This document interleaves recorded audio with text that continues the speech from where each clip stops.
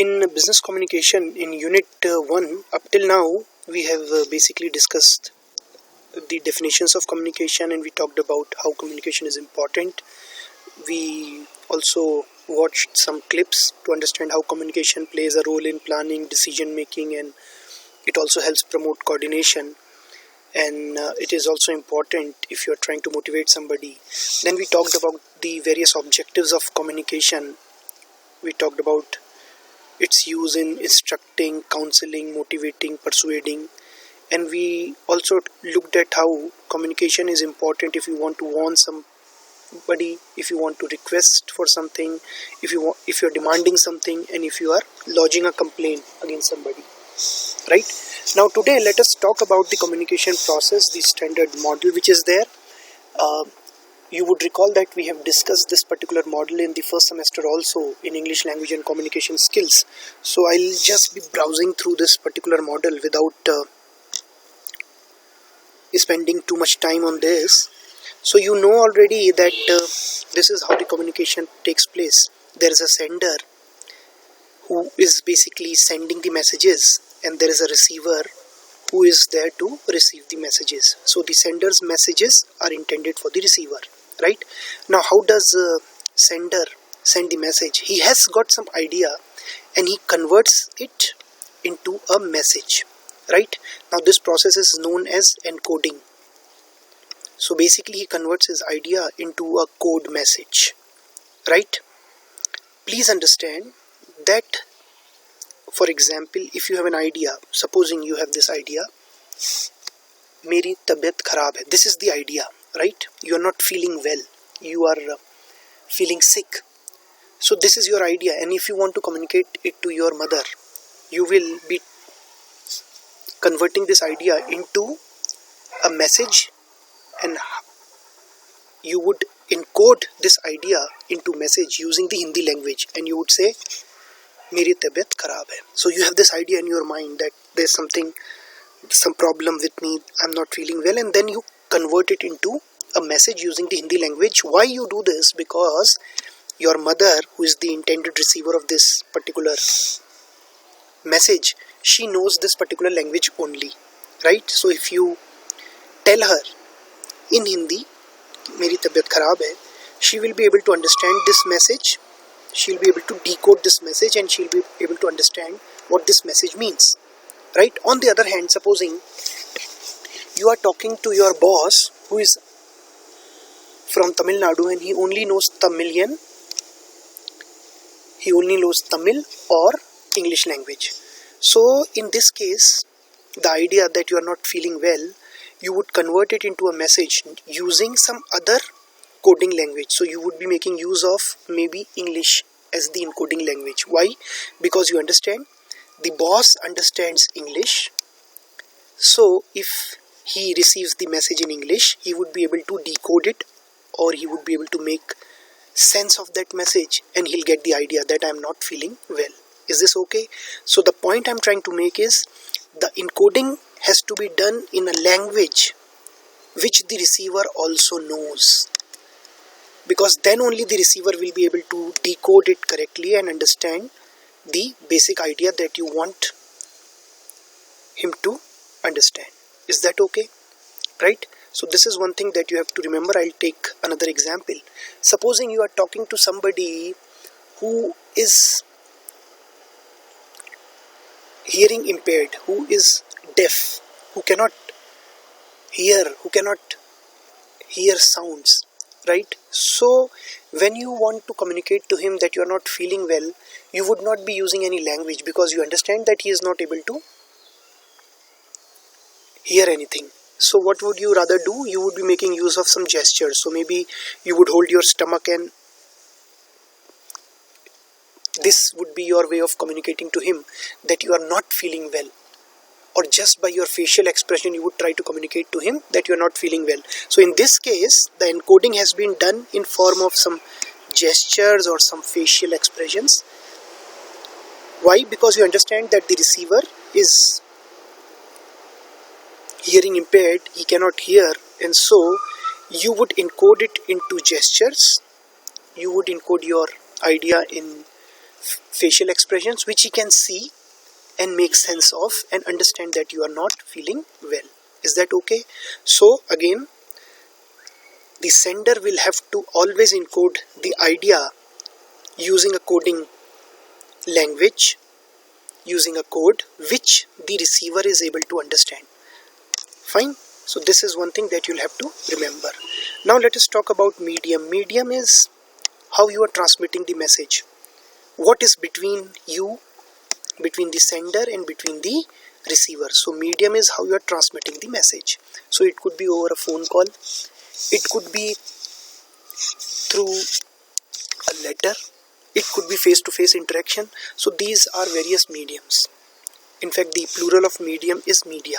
So there are different types of media. Fine. Now what do we mean by feedback? Feedback is emitted by the receiver, and this gives the sender an idea that the message has been received as he intended it to be received by the receiver. So for example, if the sender is trying to tell the receiver that he is not feeling well, and the receiver tells him, "Oh, wow, great." Now this feedback will tell the sender that his message has not been probably understood by the receiver. On the other hand, when the sender tells the receiver that I'm not feeling well, and the receiver's facial expressions change, and it seems that he's trying to show sympathy to the sender, then in that case the sender may say that his message has been received as he intended it to be received by the receiver. So the meaning has been clear to the receiver. This can be understood because then only receiver showed some sympathy. The receiver probably would say, "Oh, this will give you an idea." This feedback of the receiver will give the sender an idea that the receiver has understood the message. I'll take another example. If you go to a hotel and ask for tea and instead you are offered a lemonade, then probably the receiver of the message, the waiter probably has not understood what you wanted him to communicate, what you wanted him to understand. He has not been able to understand that. On the other hand, if you ask for tea and he also brings you tea, then he's probably understood what you wanted to communicate to him. So in that sense, feedback tells the sender whether his message has been received accurately by the receiver or not. And anything that causes disturbance is known as noise. Anything that pollutes this process, anything that disturbs this particular process of communication is known as noise. It could be that the waiter might be busy in watching cricket match on his mobile phone, and because of that he could not hear you well, and when you asked for tea he brought you lemonade. So this is an example of noise. Or it could be that you are talking to your boss on mobile, and because of internet issues, because of connectivity issues, the boss is not able to listen to what you have said. So this again an example of noise, because this has disturbed the whole communication process, right? We'll be talking about noises in detail when we talk about the various barriers to communication. The other word for noise can be barriers to communication process. So we'll be talking about these barriers. Now let's talk about the various elements of communication. You know that there is a source or the sender who is actually sending the message. Then there is an audience, the receiver, for whom the message is intended. So when you are talking to your mother, the receiver is your mother and you are the sender. Then there is the message that you are not feeling well, ya meri tabiyat kharab hai, because your mother understands Hindi, so you have encoded the message using the Hindi language. Then there is a medium. So the medium here in this particular case can be face-to-face interaction. When you are talking to your mother face-to-face, then you are telling her that you are not feeling well. So the medium is face-to-face interaction.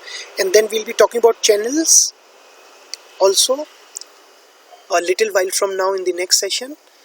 Therein we'll be talking about channels in more detail. And then there is a feedback. We have understood the importance of feedback is that this gives some kind of a confirmation to the source or the sender that his message has been received accurately by the receiver. Now one more thing which is left, which we'll be dealing in very brief, is now have a look at this particular picture. There are two friends. This is a scene from a movie about three friends, Dil Chahta Hai.